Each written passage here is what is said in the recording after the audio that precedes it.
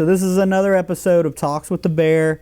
Last time we talked with Mike Haviland. This time we were talking with his prettier and more talented wife, Jarratt Haviland, the owner of Sugar and Bronze. Thanks for talking with me today. And we just want to get everybody in Baton Rouge to know about your salon and what you do, and find out a little bit about you and kind of how you tick. So just first, it would be, what is Sugar and Bronze, and what's the story? How did it get started? So, first of all, thank you for having me. It's, so Sugar and Bronze is sugar hair removal and custom airbrush tanning. Sugar hair removal is pretty unknown still, I guess, around here. It's literally hair removal with sugar, water, and lemon melted down into a paste. It actually comes from like ancient Egypt, like 1900 BC, and kind of fell off the map for a little while, but it's come back, particularly popular on the West Coast, and is slowly making its way here. And then we do airbrush tanning too, which I think most people know about. We don't do any booths or anything orange, but we can't make you an Oompa Loompa, but you can come look like you've been at the beach. Okay, good. How did I start? I was actually a scientist before this, and I was studying nutrition research, and I worked at Pennington, I worked at the University of Missouri, a couple places, and to be really frank, there was a lot of sexual harassment in the industry. If you weren't a certain type of person, descent, male, etc., there's a lot against you. And I ended up resigning from the University of Missouri, and just wasn't really sure what to do. And a friend of mine was like, come move out to California with me. Like, what do you have to lose? You own a car. And I was like, okay, let's go.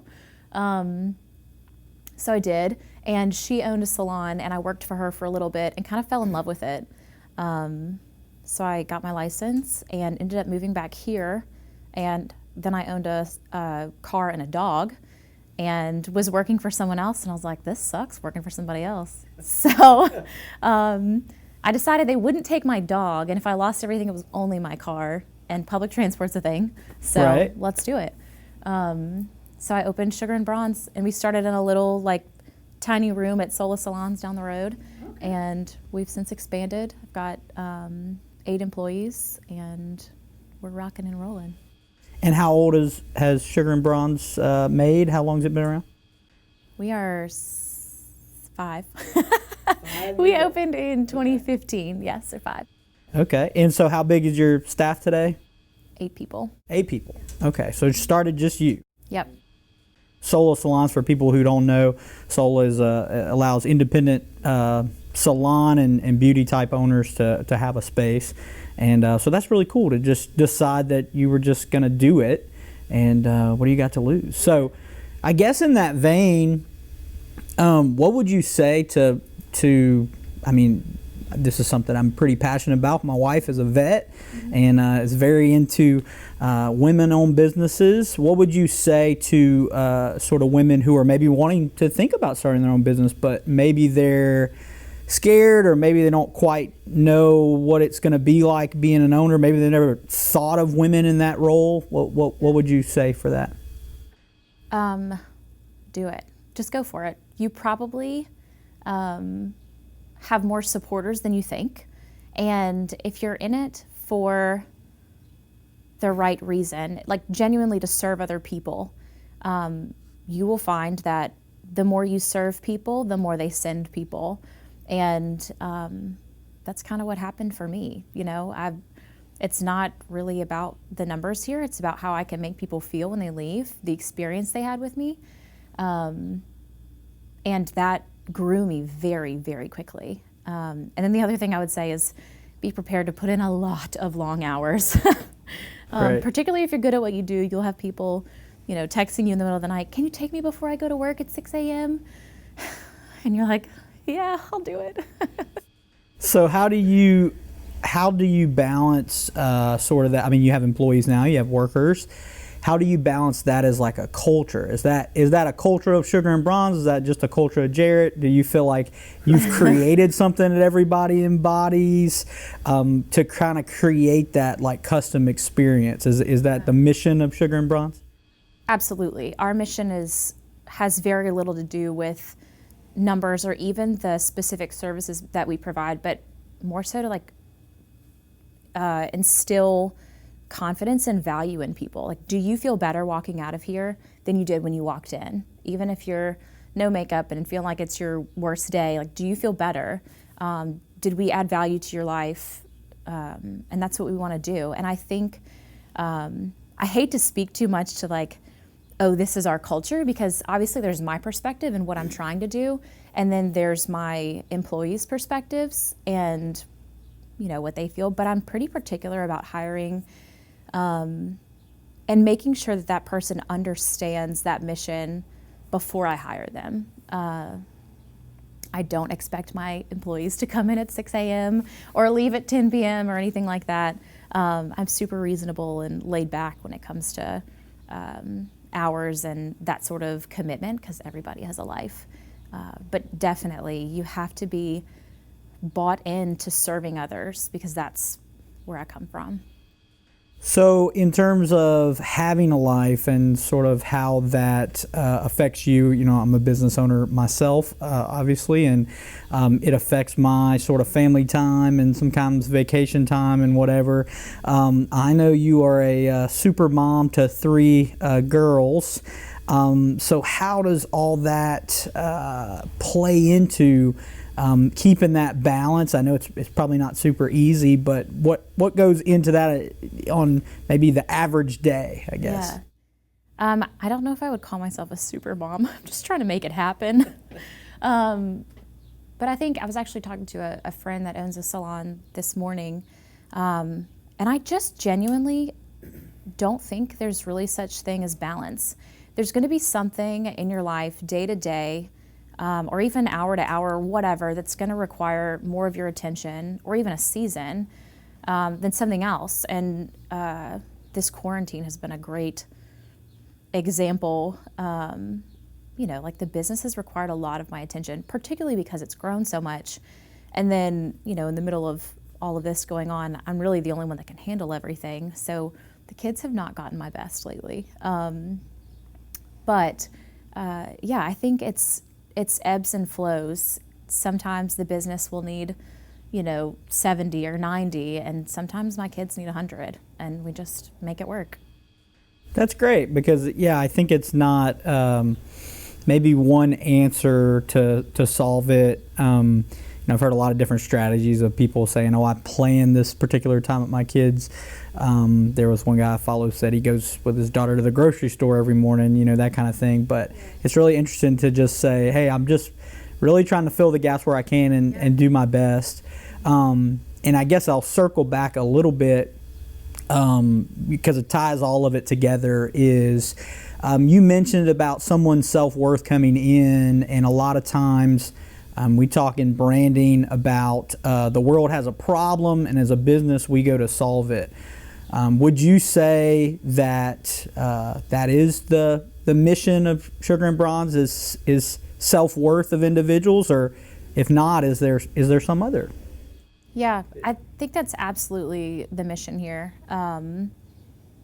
It's interesting, I'm fully acquainted with the problem in a business solves it strategy, and I've honestly never thought about it in relation to my business. Yeah, there are hairy and white people out there, and I do have a solution, but I don't think, honestly, it's where it originally came from. I think it kind of just is my whole story, that I fell into beauty. I realized that I could make people feel good about themselves, and so I did. And I did find a niche market for sure. When I first started, nobody was doing sugaring, so I guess maybe I did find a problem and have solved it, but I've never really thought about it like that. Okay. What do you find that sort of makes this whole thing successful? You said it's not about the clients in terms of numbers. I mean, as a business, we all want it to obviously make money to keep our businesses alive. Yeah. That's why we own it. But what do you define kind of as, if it's not solely about the numbers, what is a successful experience for you at Sugar and Bronze and for your employees here? Success for me, when I was seeing clients, or was the only person seeing clients, was just knowing based on every interaction that it was good. And then I, like I said, added value. I think success now looks like the number of text messages I get from old clients that are like, oh, I saw Becca today, or oh, I saw Heather today and I loved them, or oh my gosh, your manager's so amazing, or whatever.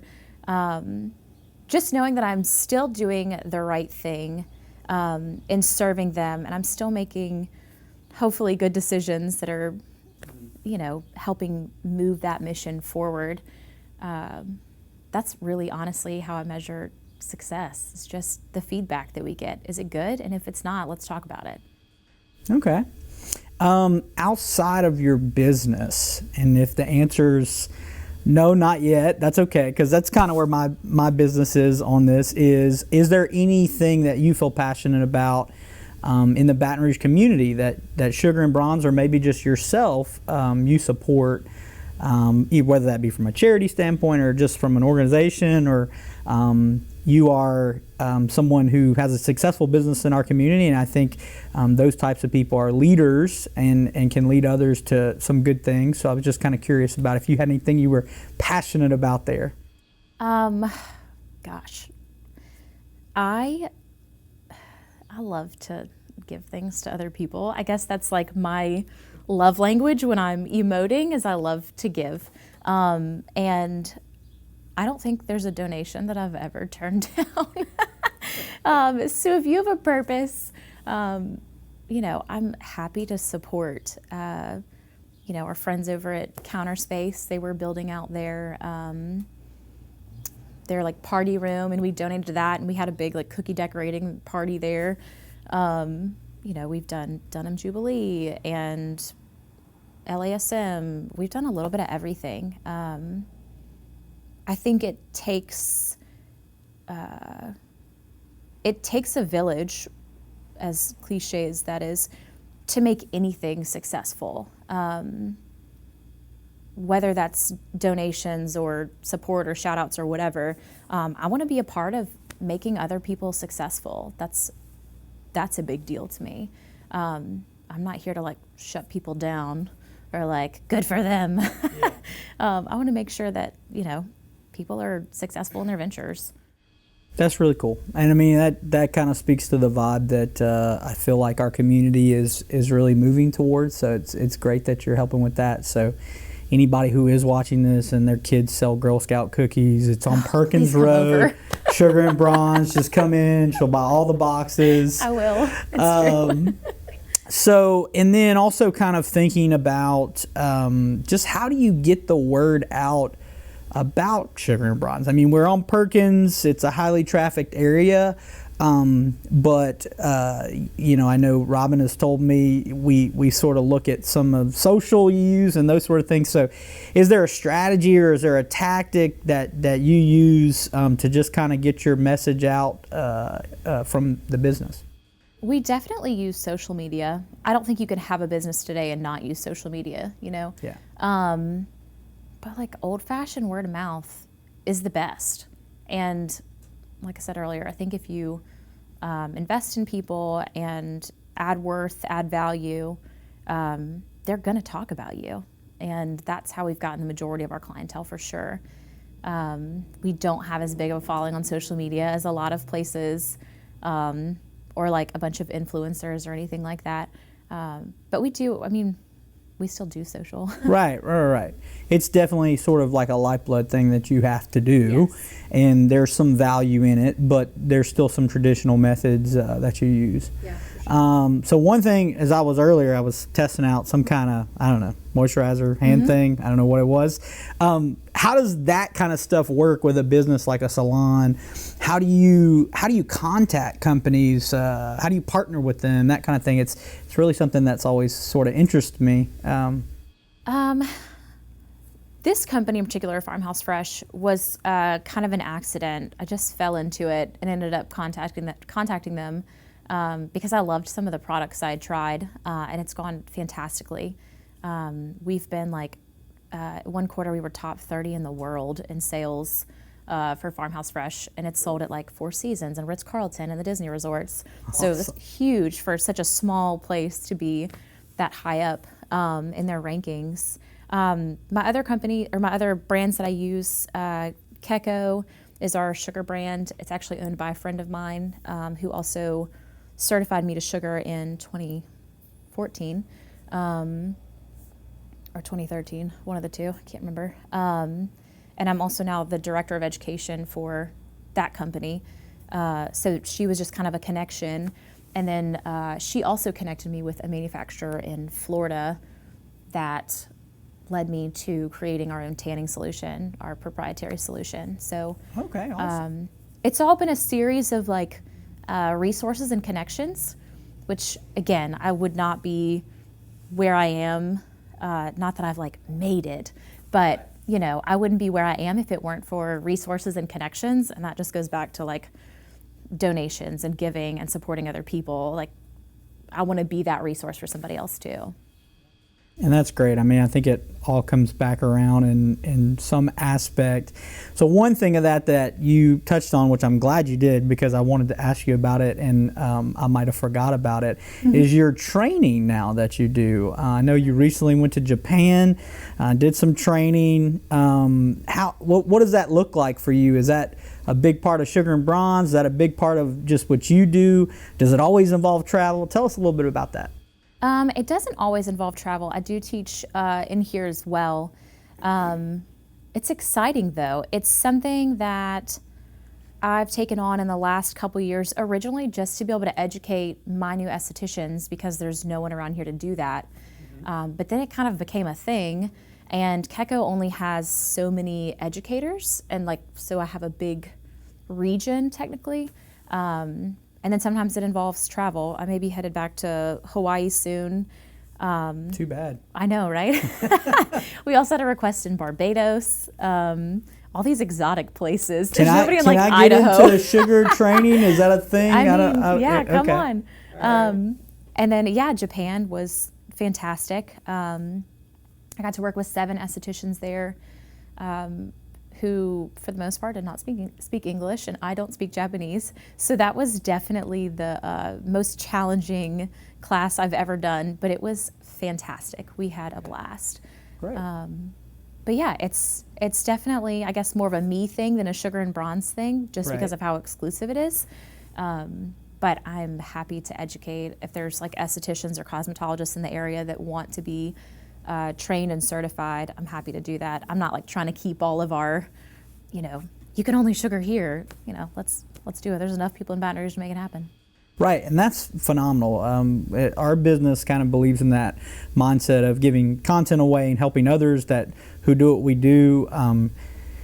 It is somewhat of a competition, but it's not necessarily in the sense that we understand that our service, if everyone in the industry does it well, then it can benefit everybody. Yeah.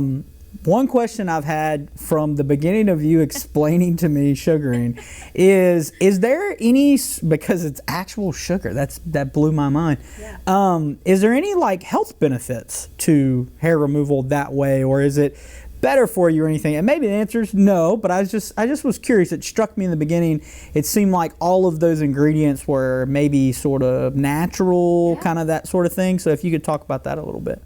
For sure. So it's just sugar, water, and lemon. And it does exfoliate your skin, which is good for your skin. And it is gentler, more effective, and generally safer than waxing. And obviously lasts longer as well, particularly compared to shaving. So I don't know if there's necessarily a significant health benefit other than exfoliating, and a lot of people don't take the time to do that. I've actually found that a lot of people don't know what exfoliating is. I don't know what exfoliating is. Can you explain? Can you explain in case anyone else watching this is like me? What is exfoliating? Yes, exfoliating is sloughing off that top layer of dead skin. So you'll be brighter. Sounds phenomenal. And more beautiful. And it also just helps like turn your skin cells over, promotes collagen production, so you won't be as wrinkly, all that stuff. Yeah. So you mentioned a little bit earlier about COVID. Has there, and I know it's kind of, I guess, difficult because of just the hours of the business and those sort of things, but how have you seen support from people in Baton Rouge? And, has that been mainly personal? Has that been clients? What does that look like? Baton Rouge is phenomenal. There is no place that I've ever lived that has community quite like Baton Rouge. Community and culture. And I can honestly say the response to us being closed and to my letter that I posted on social media to the senators was huge. People bought gift cards, just trying to, keep us going until we could open back up. And I had asked at one point for people's reviews of our sanitation methods, like if they truly believed that our sanitation was adequate or phenomenal or whatever, however they want to describe it, please send me a review so I can send it along to these governing bodies so they know that we're not some chop shop that's seedy and gross.